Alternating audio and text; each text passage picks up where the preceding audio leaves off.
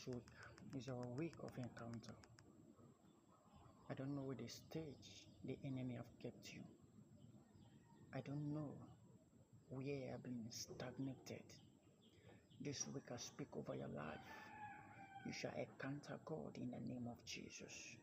The Bible says in the Acts of Apostles, chapter 12, verse 5, that Peter was kept in prison by the prayer of the church.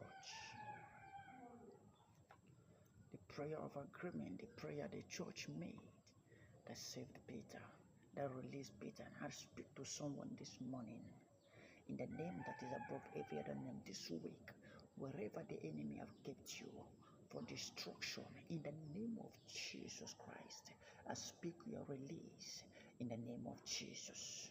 The Lord bless you and the Lord keep you. The Lord cause his face to shine on you in Jesus' name. Amen. I want you to share, spread this post in Jesus' name.